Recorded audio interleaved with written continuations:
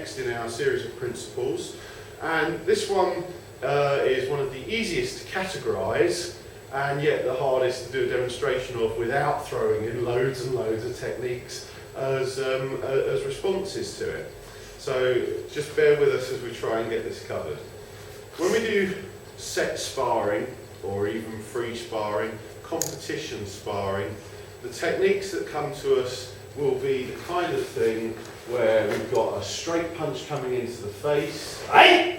We might have a straight punch coming into the middle. We might even have a reverse punch coming into the middle. Or if I'm retaliating, I'm most likely to use a reverse punch. We might have a front kick coming in. It might be a side thrust kick. It might, in some places, be a side flick kick, a rising side kick. It might be a roundhouse kick. It might be that he comes in with a back kick. It might be that there's a reverse roundhouse back kick, whatever that translates as in English. Coming this way, or even coming forwards to do it. This one. Come around. There you go, that's the one. Right. So it might be any of these kind of things for sparring, or a few others, but most likely one of those. And then you don't see any of that outside. None of our kata moves are anything to do with any of them. Right, they're all to do with the kind of thing that's really going to happen. So, a little bit of terminology. Hanshi Patrick McCarthy calls it the habitual acts of physical violence, categorises it very, very nicely. So his is probably the best list you can see of the types of attack which frequently occur. We'll break it down into really, really simple terms. If it's a punch, it's either, well, first off, it's not going to be out here, it's going to be here. Just a touch, please. It's going to be straight, or it's going to be round. Now, it could be an uppercut, right? But most likely, it's straight or it's round. And if it were an uppercut, I deal with it the same way as I deal with a straight anyway. What about if it's a low shovel hook? Well, that's just a hook punch, but low. So we've really got straight and round. Okay? Then you get into what if it's a kick, right? Because just now we did punches and we did kicks.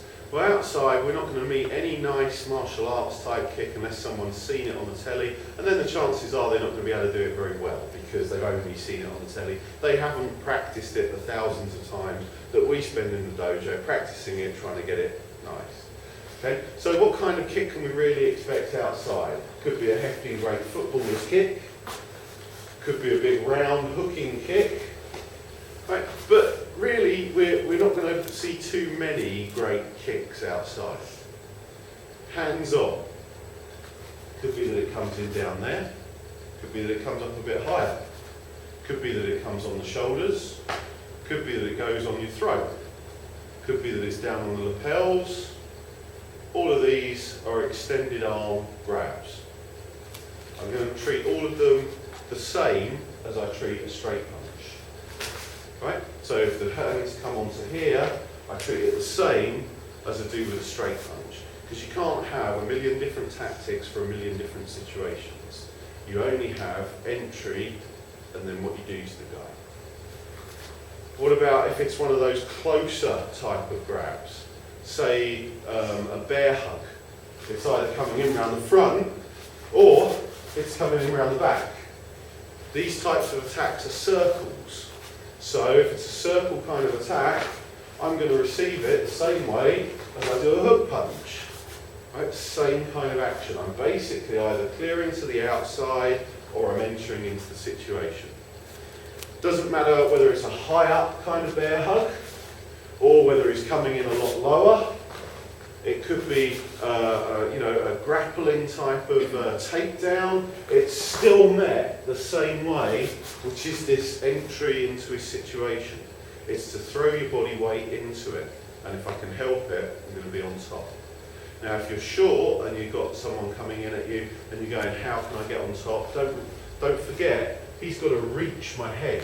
So if he's going for that, then I'm going to be pulling him down and getting on top as soon as I possibly can.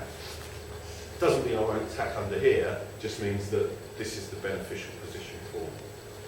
So, other types of situation that might occur, overhead strikes, you know, that's basically met the same way as we meet a straight punch.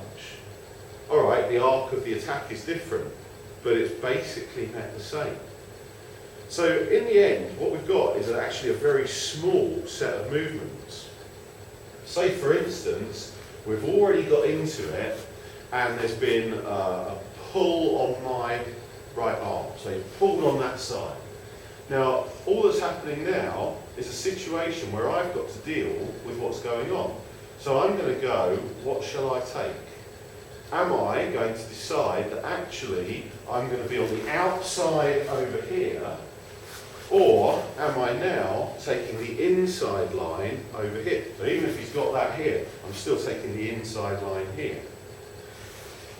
When we do this, what happens then is you take your kata movement and you put it in that situation. So rather than dealing with an attack coming in, the kata movement is what you do as soon as you've entered the situation. And our entry routes are actually very, very simple. So we take a common type of attack, and usually on these kind of videos we'll show it a little bit exploded so that people can see what's going on, and we'll show it at a fairly slow pace so that people can see what's going on. So there's a thing here and we're coming into here. And then we'll show it that we come up under here and get that on there. And that'll be our technique for the week. But what we're really happening is that we're in here like this, and something gets chucked, and then we're into here and here. The thing is, it doesn't look very good on the TV. It can't be seen quite so easily as to what's going on. For instance, did we catch that this was over the top, snaked underneath, that I got the pressure here against my body with the arm so that I could get that going on before I even received this? Because if I just do this, his head goes away.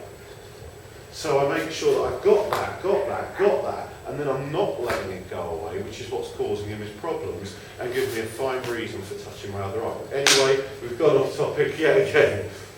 The habitual acts of physical violence are what we're using our kata moves against, not just long-range kind of attacks for kumite. So if you're expecting to see the kind of bunkai where someone comes in and we do this, and then we show that the next move we're going to do is this, or this, or this, or we're then going to do it, or we're going to take this over here and do something like that, then our thinking is probably in a different area to where ours is. What we're going to do with this doesn't start here. What we're going to do with this starts here and finishes like that, with little caveats like, I let go of him. Right, well, that could happen anyway, still works, and even if I managed to keep hold, then I would have got it even better, would have had an even nicer effect on it. So, our theme for this week is to check that all the moves we're working on work against something happening at the right distance, because that was last time, and it's a common method of attack, or as Hanshi McCarthy puts it, habitual acts of physical violence.